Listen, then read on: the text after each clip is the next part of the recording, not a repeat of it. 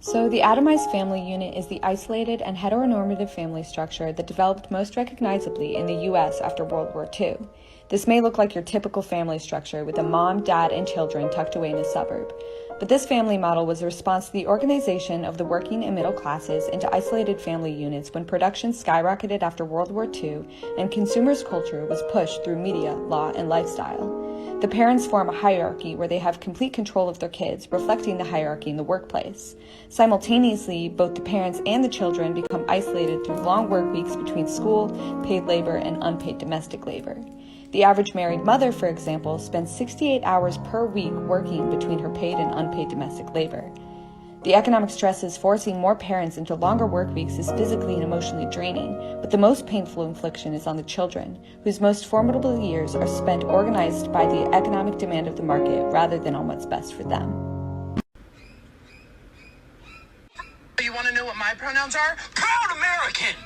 Build the freaking wall! Hi, thanks. Those immortal words that Jesus said. There's one rule that trumps them all. Love thy neighbor, love thy neighbor, love thy neighbor, trumps them. OMG, LOL, that's so funny. Anyway, TTYL. Don't unalive yourself. Sewer slide is bad. Here are some SA resources. No, really, this is a pet peeve of mine. I have a lot to say about this. Artists, y'all need to learn how to draw dark-skinned characters because people shouldn't be handing you characters that look like Viola Davis and be getting back characters that look like me. And y'all always come with the excuses, so let me get into them real quick. If your excuse is, it just doesn't match my aesthetic, then bitch, you just racist. Fuck you, moving on. It's just soft lighting. Soft lighting doesn't mean lighter or darker. Soft lighting means how hard is the fucking shadow that the light casts. And what about the way lighting affects the color of your skin? So here I am under 6500 Kelvin lighting, which is really white. And now if I turn it down to 3300, it makes me orange. You know what it didn't do? It didn't make me any lighter or any darker. It just added or subtracted fucking orange. The color of your light doesn't make anyone lighter or darker. It just adds a tint to the person or object that is already there.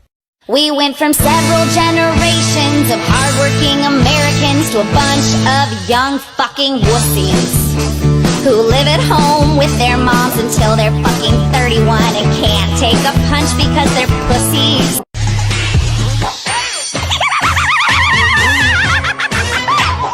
Bingo! Bullseye! Right on the money! Oh yeah, he don't like me, cause I fuck his wifey. Yeah, she wanna ride me, oh I think she like me. Molly rocks in my green tea. Welcome to my new segment entitled Simple U.S. History for Idiots. Today's topic, the party switch. So, when Republican people say that the Democratic Party was the party of slavery, they are correct. The Democratic Party, founded by Andrew Jackson, who sucked, was most popular among white slaveholders in the South. So, when a new party arose, the Republicans, threatening to regulate slavery, the Southern Democrats seceded from the Union and established the Confederacy, thus beginning the Civil War, and as we all know, the Union prevailed, and the Republicans ratified the 13th Amendment and brought all of the Southern states back into the Union. However, because of the Union victory, businessmen in the North became extremely wealthy after the war. This prompted a movement of progressives that wanted to regulate big business and help out the ordinary man. They didn't care about women. And although these progressives were present in both parties, it was Democrat Woodrow Wilson who won the presidency and moved the Democratic platform towards progressivism. This economic shift was really solidified when FDR became president during the Great Depression. His New Deal introduced a new amount of government intervention into American society, and Republicans feared big government, but Democrats supported it. So now, the Democratic Party was economically progressive, but they were still split about race. But the anti-segregation Democrats took over the party, and the pro-segregation Democrats shifted to the Republican platform, and Lyndon B. Johnson signed the Civil Rights Act. But since I'm sure that all went completely over your head, here's a simple map. These states used to be Democrat. What are they now? Republican. How did it happen? The party switch. They don't. At all. The Olympics has allowed trans women to compete in women's sports since 2004. No trans woman has ever qualified for the Olympics. You pulled that out of your ass, dude. So there's this Instagram image that has been haunting me for days now that said that drunk girls in a bar bathroom, like, show you that at our most uninhibited, our nature is to be, like, nice and kind to others. And obviously this must lead us to the natural conclusion that communism is the way.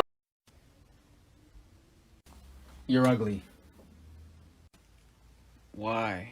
I don't need to like black women. That's just my preference. I don't like black women because they're all ugly and they look like freaking monkeys, fam. That's just my preference. You don't need to get mad, fam. Go to bed. Slumber. Black women are beautiful. That's all I need to say.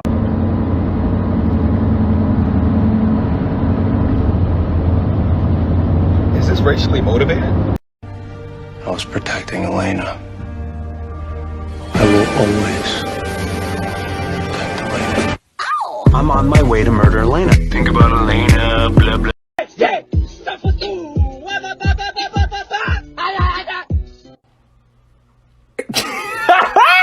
Wait. Okay, now listen, y'all. I'm not even laughing because of the fact that, like, that's his political choice. That's his. We know where he stands. I'm laughing because of how much of a tryhard you have to be to have this much gear associated with Southern pride. My man's had a mask. Not a mask like COVID mask. He had a mask. Like a superhero, Captain Conservative. And it has me weak because I just want to know the expressions on the people's face when he went in to buy that stuff when they saw his skin color. You confused there, buddy. Nah, man. I just wanted to support my Southern pride. Oh man, yo, the way they probably laughed when he left the shop, they said, "God damn it. I knew they were stupid, but I didn't know they were this slow." Damn, bro. That's why they keep calling us the weakest link. Come on, man. Manufacture consent around rationing water because the water wars are coming. You know what you do? Go watch their video. What they're talking about is how celebrities have come unprovoked talking about how they don't bathe, but what is actually behind that. And I'm going to talk about that specifically with one celebrity in particular. So the celebrity that started this whole bathing conversation was Ashton Kutcher. You know, the guy from That 70s Show. Well, he's also kind of rebranded as this anti-trafficking pioneer, but he's also on the CIA payroll. So let's talk about that. About a month ago, Ashton and Mila told the world that they do not bathe their children. And it's like, okay, we didn't ask you. But then a few weeks later, this showed. As you can see, Governor Newsom says that mandatory water restrictions could be in the future. It's not far-fetched to think the government would pay celebrities to manufacture consent since they have immense amount of social capital. Ashton has partnered with the CIA to spread red scares surrounding China. This is still on his account. It's from 2018 if you want to see. Ashton is a CIA asset. Don't trust him. He's an op. They have no privilege. How are they gonna get any rights? Very ugly. No rights for them. Ha ha ha ha ha ha. Oh my god. Someone give this guy some privilege. We all know Kai, right? I stitched Kai's video a couple of days ago talking about how he's a prick. And I was right. Would you look at that? Kai's a paleo-conservative. Quote-unquote paleo-conservative. He's a fucking Nazi. Kai says he's anti-degeneracy, anti-drugs and alcohol, and anti-pornography. Only when he's not asking teenage girls for nudes. This is the questionable thing I run into right here. I'll show you right here. This is Kai's page. I see something very wrong with Kai's page. And it's right here in his bio where it says Yang Gang. Huh? Hi, I'm actually part of the Yang Gang. And this hat right here stands for Make America Think Harder. It says math, it's just back. You're not thinking at all, you stupid Nazi. You're pro-UBI, but you're also pro-completely gutting the welfare system. What good is that doing? Stack it. Stack that shit. Give people more money so they can maybe, I don't know, afford their basic needs. Kai, you're a piece of shit, and Andrew wouldn't be too fond of you. So there's this video of these Chinese kids like dribbling basketballs and like, you know, moving side to side in perfect unison to like learn how to cooperate, I guess. And all the replies are just like, oh, like this is the type of obedience training the Communist Party likes. How to Make Humans Robot by the Chinese Communist Party. Like all these motherfuckers are talking about is like, oh, brainwashing starts at a young age, like just indoctrinating these little Asian kids to become parts of the machine that is the Communist Party. Bro, have you been to an American school? We pledge allegiance to a flag every morning. Our national anthem is blared at every single event. And military recruiters start coming to high schools to pick up kids that are especially at risk so they can continue feeding the military-industrial complex. So who's indoctrinating who now? So maybe we should just park here. What the hell is this? Okay, so I saw this on my For You page and I thought it was really funny, and then and then I'm like, wait, why am I on Mean Girl TikTok? And then I'm like, wait, this is probably the first time she's ever felt like a minority. But then I opened the comments and you look at this comment. I'm so glad I'm going to a very Republican school, lol. Bro, what? What? These were the type of people who canceled me.